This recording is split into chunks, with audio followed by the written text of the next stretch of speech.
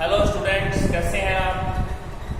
अपने साझेदारी के अंदर टॉपिक चल रहा था साझेदारी एक परिचय, जिसके अंतर्गत अपना जो टॉपिक था वो चल रहा था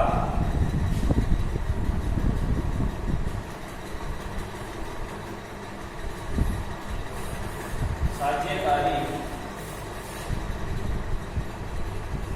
फर्म द्वारा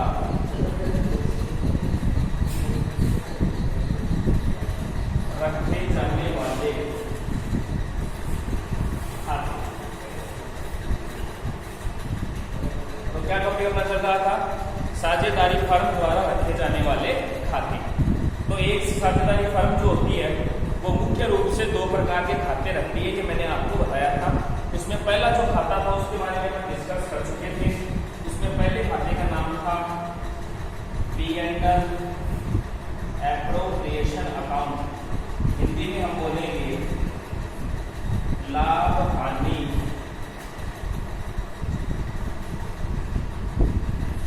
नियोजन खाता। क्या बोलेंगे इसको? लाभ हानि नियोजन खाता। ये जो लाभ हानि नियोजन खाता होता है ये साझेदारों के बीच में लाभ और हानि के बंटवारे को दिखाता है, और यह एक नाम मात्र की प्रकृति का खाता होता है। किस प्रकार की प्रकृति का खाता होता है? ये बोर्ड एग्जाम में कई बार क्वेश्चन पूछा गया है कि लाभ हानि नियोजन खाता किस प्रकृति का खाता होता है। तो आप सबको पता होना चाहिए कि जो लाभ हानि नियोजन खाता है वह एक लाभ हानि की नॉमिनल प्रकृति का या नाम मात्र की प्रकृति का खाता होता है। इसके बारे में हमने डिस्कस भी किया था। हो सकता है कुछ विद्यार्थियों ने, सारे विद्यार्थियों ने इसको याद भी किया हो। आज अपन सीखेंगे साझेदारों के पूंजी खाते। क्या सीखेंगे? पार्टनर्स कैपिटल अकाउंट, इसको बोलेंगे साझेदारों के पूंजी खाते। ठीक है। अब देखिए, साझेदारों के जो पूंजी खाते होते हैं उनको रखने की दो विधियां हैं। एक विधि का नाम है स्थिर विधि, फिक्स्ड मेथड बोलते हैं, और दूसरी विधि का नाम है परिवर्तनशील विधि। आगे बात समझ में? तो आपसे कई बार बोर्ड एग्जाम में ये क्वेश्चन भी पूछा गया है कि साझेदारों के पूंजी खाते रखने की कितनी विधियां हैं। तो आपको पता होना चाहिए कि साझेदारों के पूंजी खाते रखने की दो विधियां हैं। प्रथम विधि जो होती है उसको अपन बोलते हैं फिक्स्ड मेथड, और दूसरी जो विधि होती है उसको अपन बोलते हैं परिवर्तनशील विधि या फ्लक्चुएटिंग मेथड। दोनों में अंतर क्या है? देखिए, अंतर कुछ नहीं है। अंतर इतना सा है कि स्थिर विधि जो होती है उसमें अपन दो खाते खोलेंगे। एक अपन ओपन करेंगे पार्टनर्स कैपिटल अकाउंट, और एक अपन ओपन करेंगे पार्टनर्स करंट अकाउंट। जबकि जो परिवर्तनशील विधि होती है उसमें केवल अपन एक ही खाता खोलेंगे, जिसको हम बोलेंगे पार्टनर्स कैपिटल अकाउंट, साझेदार का पूंजी खाता। आगे बात समझ में? स्थिर विधि के अंतर्गत कितने खाते खोले जाते हैं? तो आपको पता होना चाहिए कि स्थिर विधि के अंतर्गत दो खाते खोले जाते हैं, और परिवर्तनशील विधि के अंतर्गत केवल एक ही खाता खोला जाता है, जिसको अपन क्या बोलते हैं? साझेदार का पूंजी खाता ही बोलते हैं। चालू जो खाता होता है वो स्थिर विधि के अंतर्गत नहीं खोला जाता। अब अपन आज अध्ययन करेंगे स्थिर विधि का और परिवर्तनशील विधि का, और पूंजी खाते रखने का तरीका अपना क्या होगा वो यहाँ पर देखो। थोड़ा ऊपर से चालू करेंगे अपन, ठीक है? सबको दिखाई दे रहा होगा ये। तो प्रथम विधि कौन सी है अपनी?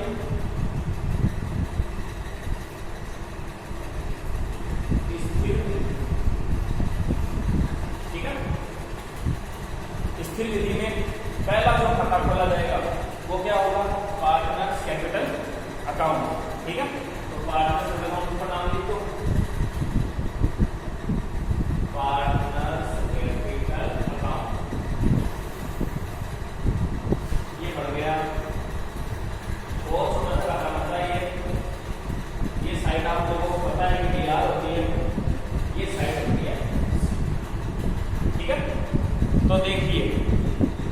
साझेदार की जो विधि है, स्थिर विधि, उसमें पहला खाता होता है, कौन सा खाता होता है? पूंजी खाता या कैपिटल अकाउंट।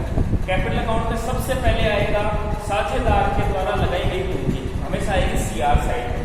सारी बातें याद रखने की है, तो सीआर साइड में लिखेंगे बाई बैलेंस शीट। जैसे आपको प्रश्न दिया जाए कि राम ने 1 लाख रुपए और मोहन ने 50,000 रुपए लगाकर व्यापार प्रारंभ किया, तो ये 1 लाख और 50,000 कहाँ जाएंगे? सीआर साइड में। ठीक है। दूसरी चीज आएगी इसमें साझेदार के द्वारा लगाई गई अतिरिक्त पूंजी, वो कहाँ आएगी? वो भी सीआर साइड में आएगी, बाई कैश एडिशनल कैपिटल। क्या आएगा? Additional capital. ये एडिशनल कैपिटल क्या होती है? देखो, एडिशनल कैपिटल का मतलब होता है, जैसे मान लो राम और श्याम ने 1-1 लाख रुपए लगाकर व्यापार प्रारंभ कर लिया।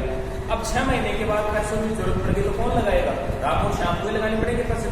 तो वर्ष के बीच में जो पूंजी वो लगाते हैं उसको अपन क्या बोलते हैं? एडिशनल कैपिटल बोलते हैं।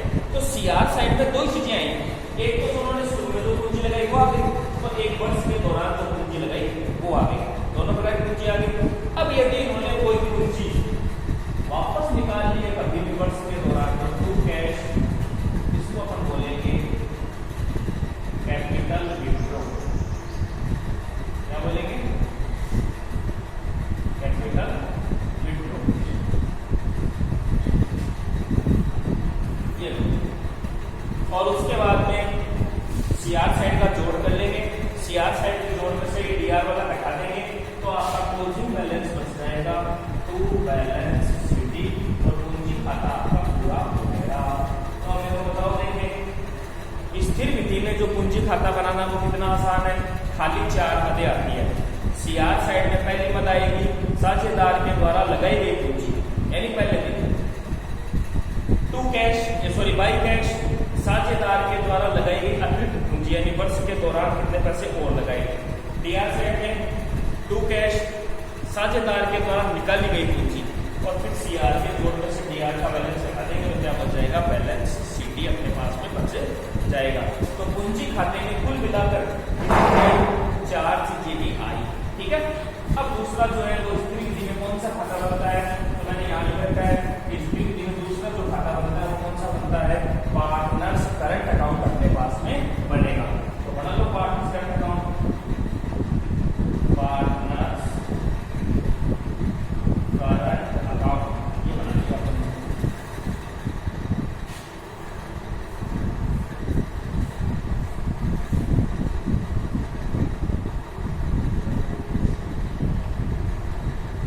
ठीक है। अब करंट अकाउंट में सबसे पहली चीज क्या आएगी? सबसे पहली चीज आएगी करंट अकाउंट का बैलेंस। वो प्रश्न में आपको दिया हुआ आएगा, आपको हमेशा ध्यान रखना है करंट अकाउंट का बैलेंस डीआर भी हो सकता है और सीआर भी हो सकता है। पूंजी खाते का जो बैलेंस होता है ना वो हमेशा सीआर ही होता है, इसलिए मैंने बैलेंस शीट जो इधर ही लिखा है इधर नहीं लिखा है। करंट अकाउंट का बैलेंस डीआर भी हो सकता है और सीआर भी हो सकता है, क्वेश्चन में आपको दिया हुआ आएगा। तो यहाँ अपन लिख देंगे बाई बैलेंस बीडी, यहाँ आ जाएगा टू बैलेंस बीडी। अगर डीआर बैलेंस तो डीआर साइड में, सीआर बैलेंस तो सीआर साइड। ठीक है, ये दिया हुआ आएगा, आपको कुछ नहीं करना है कि बैलेंस डीआर है या सीआर है। फिर बहुत सरल सा काम आपको करना है। देखो ये जो करंट अकाउंट होता है ना, साझेदारों को मिलने वाले समस्त लाभ किसमें आ जाएंगे? सीआर साइड में आ जाएंगे। तो साझेदारों को क्या क्या मिल सकता है वो अपन ने पेड एंड एप्रोप्रिएशन अकाउंट में देखे भी थे। साझेदारों को मिल सकता है उनकी पूंजी पर ब्याज, तो इंटरेस्ट ऑन कैपिटल। साझेदारों को मिल सकता है सैलरी, बोनस, कमीशन। ये भी कहाँ आ जाएगा? बोलो कहाँ आ जाएगा? सीआर साइड के अंतर्गत आ जाएगा। चालू वर्ष का लाभ जिसका बंटवारा आपने पीएनएल एप्रोप्रिएशन में किया था, तो बाई पीएनएल एप्रोप्रिएशन। बस कुछ ही आइटम आए, 10 आइटम नहीं लिखे मैंने। क्या क्या बताया? साझेदारों को मिलने वाली समस्त चीजें करंट अकाउंट की साइड में आ जाएगी, सीआर साइड में आ जाएगी। आ गया सीआर साइड में। बस डीआर में क्या आएगा? एक तो अगर डीआर बैलेंस तो आएगा, एक आएगा ड्रॉविंग्स। कितने पैसे निकाले? एक आएगा इंटरेस्ट ऑन ड्रॉइंग्स, और एक आएगा अगर पी एंड एल एप्रोप्रिएशन से अगर अपने को लोन्स मिला है तो वो किस साइड में आ जाएगा, डीआर साइड में आ जाएगा। फिर आप क्या करेंगे, डीआर का जोड़ लगा लो। अगर डीआर साइड जाता है तो बैलेंस निकलेगा सीआर साइड में बाई बैलेंस सीडी, दो दो हिंदू। अगर सीआर जाता है तो बैलेंस मिलेगा डीआर साइड में और लिखेंगे टू बैलेंस सीडी, और ये आपका हो गया। तो मेरे हिसाब से आप लोगों को बात समझ में आई होगी कि स्थिर विधि के अंतर्गत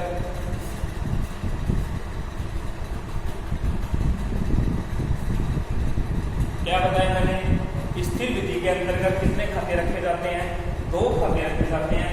पहला होता है पार्टनर्स कैपिटल अकाउंट और दूसरा होता है partners current account. Capital account में केवल कैपिटल आती है और करंट अकाउंट में साझेदार को मिलने वाले जो बाकी की चीजें हैं जैसे पूंजी का ब्याज, आहरण का ब्याज, सैलरी, बोनस, कमीशन, सब चीजें वो करंट अकाउंट में ट्रांसफर हो जाती है। ठीक है, अब अपन सीखेंगे जो अपनी दूसरी विधि है साझेदारों को खाते रखने की, वो बहुत सरल है।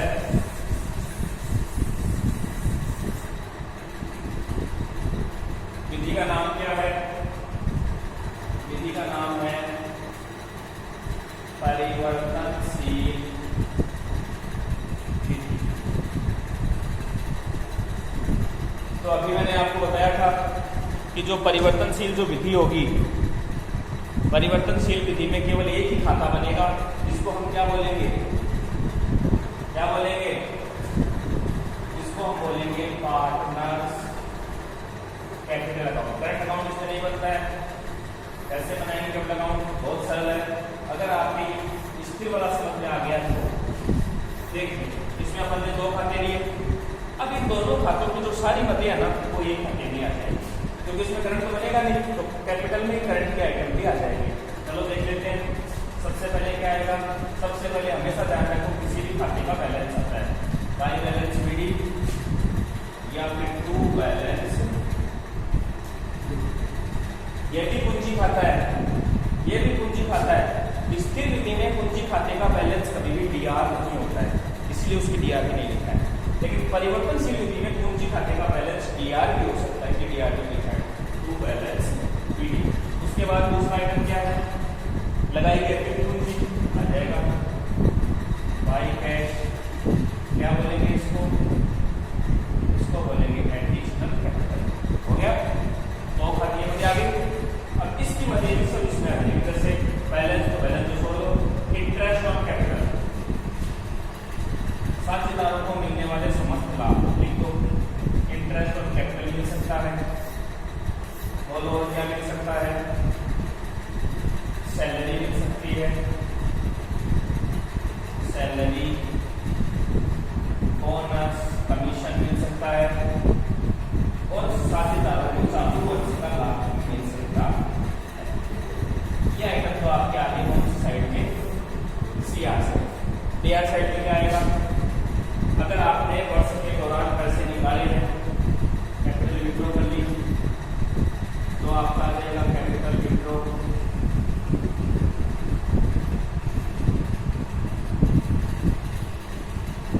बैलेंस कुछ नहीं आएगा, ये नहीं आएगा, ड्रॉइंग्स।